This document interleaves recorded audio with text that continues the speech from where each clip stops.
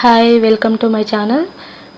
ఈరోజు నేను మీకు మంచి పోషకాహారంని చూపించబోతున్నానండి. సో ఇది మనం ఎప్పుడు తీసుకునే జావా కాకుండా చాలా పోషకాలతో కూడిన జావాని మీకు చూపించబోతున్నాను. ఇది మనకు ఈ వేసవిలో తక్షణ శక్తిని అందించే విధంగా ఉంటుంది. ఇది దీర్ఘకాల వ్యాధులు ఉన్న వాళ్ళు కూడా, అంటే బీపీ షుగర్ ఉన్న వాళ్ళు కూడా యూజ్ చేయొచ్చు. అలాగే చిన్నపిల్లలకైనా, మనము నీరసంగా ఉన్న ఎప్పుడైనా వీటిని మనం తీసుకోవచ్చు. ఈ జావా ఇందులో మనకి కావలసిన పోషకాలు ఉంటాయి. అలాగే ఫైబర్, కాల్షియం, మెగ్నీషియం లాంటి పోషకాలు ఉంటాయి. సో ఇది సులువుగా జీర్ణం అవుతుంది కూడా. సో మనము ఈ జావాను ఎలా ప్రిపేర్ చేసుకోవాలో మనం ఇప్పుడు చూద్దాం. కావాల్సిన ఇంగ్రీడియంట్స్ చూద్దాం. నేను 1 కప్పు వరకు బియ్యం తీసుకున్నాను. అలాగే 1/2 కప్పు వరకు పెసర్లు తీసుకున్నాను. పెసర్లు అందుబాటులో లేకపోతే మీరు పెసరపప్పు తీసుకోవచ్చు. సో పెసర్లు ఇలా పొట్టుతో తీసుకున్నవి చాలా మనకి హెల్త్కి మంచివి కాబట్టి సో నేను ఇలా తీసుకున్నాను. ఇప్పుడు ఒక ప్యాన్ తీసుకొని అది హీట్ అయ్యాక మనం తీసుకున్న బియ్యంని ఇందులో వేసి మనకి గోల్డెన్ కలర్ వచ్చే వరకు బాగా రోస్ట్ చేసుకోవాలి. మాడిపోకుండా సన్నని మంటపై వీటిని బాగా వేపుకోవాలి.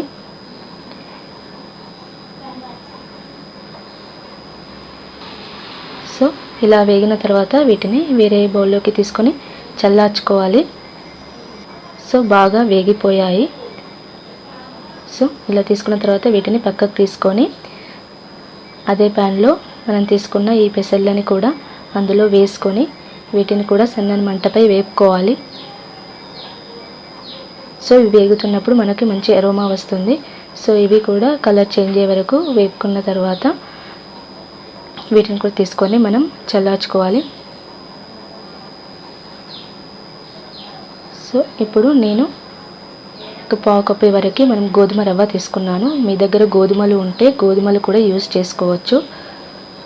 సో గోధుమ రవ్వను ఇది కూడా మాడిపోకుండా సన్నని మంటపై ఇలా వేయించుకోవాలి. సో ఇప్పుడు మనం ఈ వేయించుకున్న వాటిని అన్నింటినీ మిక్సీ జార్లో తీసుకొని ఫైన్ పౌడర్లా చేసుకోవాలి.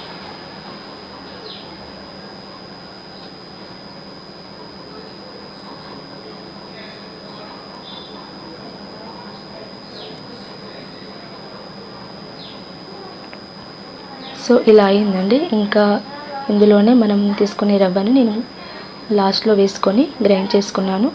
ఇలా ఫైన్ పౌడర్ చేసుకున్న తర్వాత వీటిని ఒక బౌల్లోకి తీసుకొని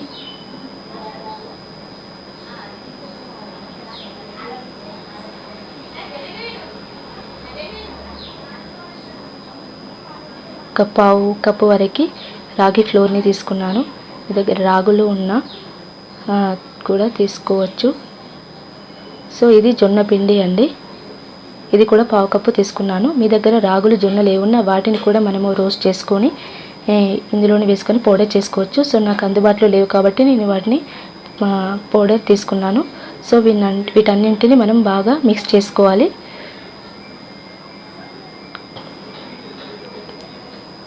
ఈ విధంగా మిక్స్ చేసుకున్న తర్వాత వీటిని మనం డబ్బాలో స్టోర్ చేసుకొని మనకు కావాల్సినప్పుడు జావా చేసుకోవచ్చు. సో ఇప్పుడు మనం జావా ప్రిపరేషన్ చూద్దాం. నేను ఈ జావా పౌడర్ని ఒక 2 స్పూన్స్ ఒక బౌల్లోకి తీసుకున్నాను.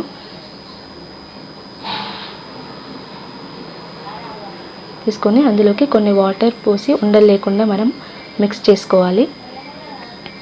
ఇలా మిక్స్ చేసుకొని మనము 5 to 10 minutes అలా నాననివ్వచ్చు. లేదంటే వెంటనే మనం జావా ప్రిపేర్ చేసుకోవచ్చు.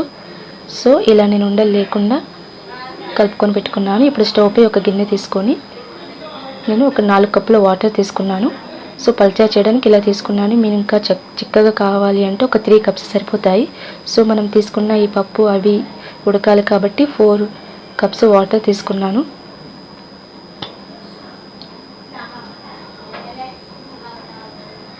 సో ఇప్పుడు ఈ మరుగుతున్న వాటర్లో మనం తీసుకున్న ఈ కలిపి పెట్టుకున్న జావా పిండిని ఇందులో వేసుకొని ఉండలేకుండా కలుపుకోవాలి. ఇలా ఒక 15 minutes వరకు మనం కుక్ చేసుకోవాలి.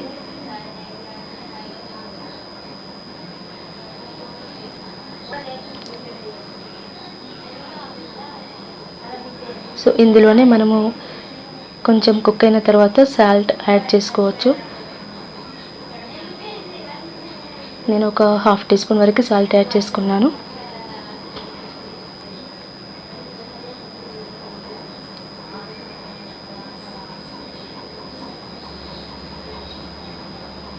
ఇప్పుడు కొత్తిమీర కూడా యాడ్ చేసుకున్నాను. మీకు కొంచెం కారం కావాలి అనుకుంటే ఒక పచ్చిమిర్చి కూడా సన్నగా కట్ చేసుకొని వేసుకోవచ్చు. సో జావా అనేది ప్రిపేర్ అయింది.